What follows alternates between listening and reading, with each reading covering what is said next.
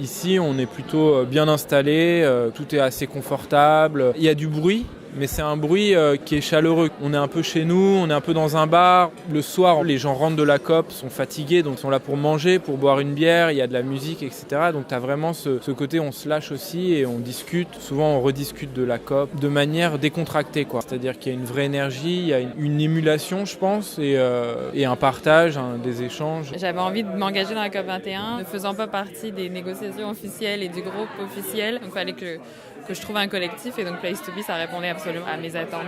L'ambiance, c'est du 24 heures sur 24, 7 jours sur 7, c'est hyper intéressant, c'est hyper international. Il y a des choses à faire tout le temps, c'est hyper stimulant, les gens sont hyper accueillants, les gens sont prêts à partager leurs expériences. Je suis enchantée. Là, on vient de passer 2 jours à la Creative Factory puis on n'aurait pas pu se faire de meilleurs amis. On a travaillé sur le thème de l'empathie. On a développé un projet qui s'appelle Would You Have Sex with a Climate Refugee? Nous faire réaliser que potentiellement on serait peut-être tous des réfugiés climatiques très bientôt. Et le fait qu'il y ait eu Place to Be, ça m'a fait me dire bon bah tu montes à Paris et tu iras au moins à Place to Be et tu as au moins un endroit où aller, tu auras au moins une espèce de famille, un endroit, une famille autour de la COP 21. Mais ce que je trouve cool déjà quand on est à Paris, encore plus pendant la COP 21, c'est de se sentir sur un niveau d'horizontalité dont on parle tant, avec Vandana Shiva, Nicolas Hulot et autres intervenants, et au final de se rencontrer dans les couloirs et que tous ces gens sont atteignables.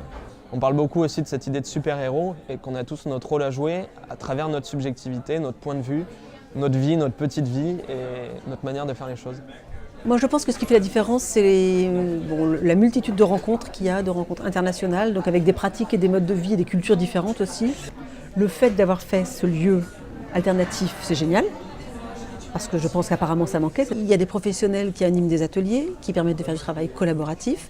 Les gens ne se connaissent pas, on est très vite au travail, très vite on met des choses en commun et on est censé sortir quelque chose de concret. C'est des gens qui non seulement sont ici pour réfléchir, mais qui aussi très vite, concrètement, passent à l'acte. Et ce sont des makers, comme ils disent. Je ne suis pas ici qu'en tant que professionnelle, je suis vraiment ici aussi en tant que citoyenne.